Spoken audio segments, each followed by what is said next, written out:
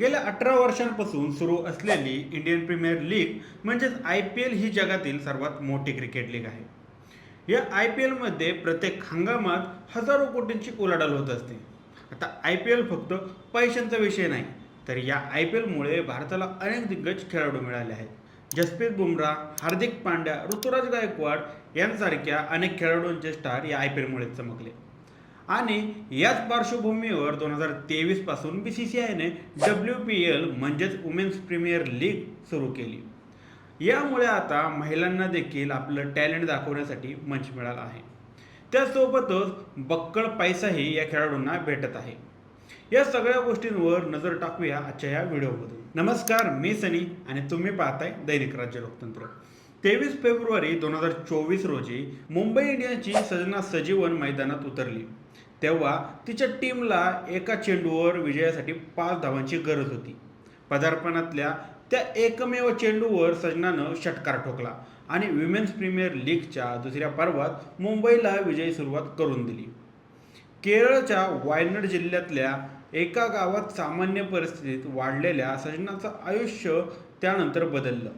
सजनाचे वडील रिक्षा चालवायचे, तर आई स्थानिक नगर परिषदेत कामाला होती. याबद्दल ती म्हणाली होती की WPLनं मला जो मंच दिला त्यामुळेच मला भारतीय संघातही खेळण्याची संधी मिळाली.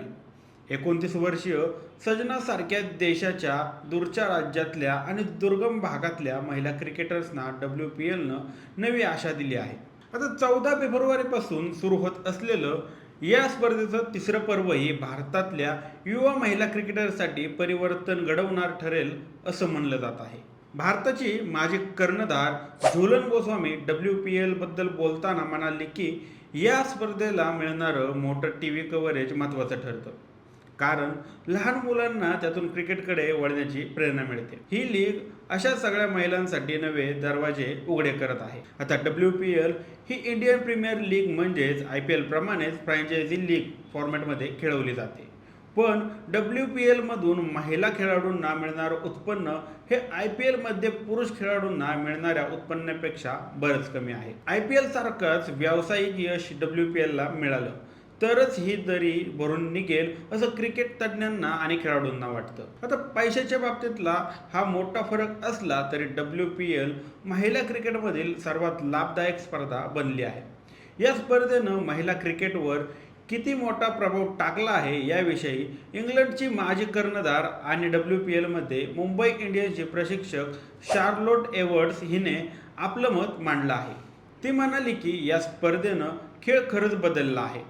इतर स्पर्धांचा दर्जाही सुधारत आहे हे पाहून अभिमान वाटतो. पण सगळ्या खेळाडूंना खेळावंसं वाटतं अशी ही एकच स्पर्धा आहे, ती म्हणजे WPL असंही ती म्हणाली. या आकर्षणामागचं एक कारण म्हणजे WPL मध्ये खेळाडूंना मिळणारा पैसा आणि बक्षिसांची बक्कळ रक्कम जी इतर देशांच्या तुलनेत खूप जास्त आहे. आर्थिक अडचणींवर मात करून क्रिकेट खेळण्याचं स्वप्न पाहणाऱ्या अनेक महिला खेळाडूंचं आयुष्य बदलण्याची ताकद WPL मध्ये आहे. मुंबईची 22 वर्षीय क्रिकेटर सिमरन शेख त्यापैकीच एक आहे. आपल्या 5 भावंडांसह सिमरन मुंबईतल्या धारावीमध्ये राहते. तिचे वडील जाहिद अली इलेक्ट्रिशियन आहेत आणि दिवसाला जेमतेम 500 ते 1000 रुपये मिळवतात, ज्यावर त्यांच्या अख्खं कुटुंबाचं पोट अवलंबून आहे. पण सिमरन चर्चेत आली ती डिसेंबर 2024 मध्ये WPL लिलावादरम्यान. त्यावेळी गुजरात टायटन्स या फ्रँचायझीनं तिच्यासाठी 1.9 कोटी रुपयांची बोली लावली. यंदाच्या WPL साठीच्या लिलावातील ती एक सर्वात मोठी बोली होती. सिमरनची पार्श्वभूमी पाहता हा आकडा खरंच अतिशय मोठा वाटतो. पण हाच आकडा मानधनाच्या बाबतीत महिला आणि पुरुष क्रिकेटर्समध्ये मोठा फरक आहे याचीही जाणीव करून देतो. आता WPLच्या लिलावाच्या साधारण महिनाभर आधी IPL साठी लिलाव झाला. यात यष्टीरक्षक फलंदाज रिषभ पंतवर विक्रमी बोली लागले. लखनौ सुपर जायंट्स टीमनं रिषभसाठी 27 कोटी रुपये मोजले. त्यामुळे रिषभ IPLच्या इतिहासातील सर्वात महागडा खेळाडू ठरला.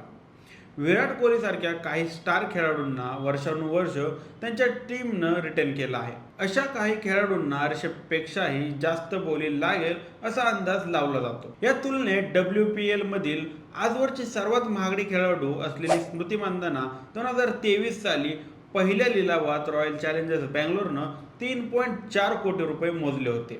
म्हणजेच स्मृतीवर लागलेली बोली ही ऋषभसाठीच्या बोलीपेक्षा साधारण 8 पट कमीच ठरते. आता महिला आणि पुरुष खेळाडूंना मिळणाऱ्या पैशातील ही तफावत WPL पुरतीच मर्यादित नाही. खरं तर 2022 साली BCCIनं आंतरराष्ट्रीय क्रिकेट खेळणाऱ्या पुरुष आणि महिला संघासाठी समान मॅच फी देण्याचं स्वागतार्थ पाऊल उचललं होतं.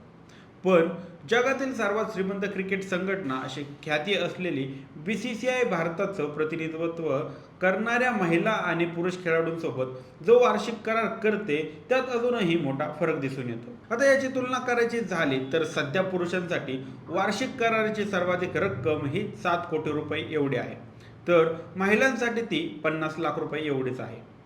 महिला आणि पुरुष खेळाडूंना मिळणाऱ्या रकमेतील ही तफावत भारतीय क्रिकेटपुरतीच मर्यादित नाही. तर तुम्हाला काय वाटतं? WPL महिला आणि IPL मध्ये पुरुष खेळाडूंना समान मानधन दिलं पाहिजे का? तुमची मते आणि प्रतिक्रिया आम्हाला कमेंट करून नक्की कळवा. आणि जर दैनिक राज्य लोकतंत्र चॅनलवर नवीन असाल तर चॅनलला नक्की सबस्क्राईब करा. धन्यवाद.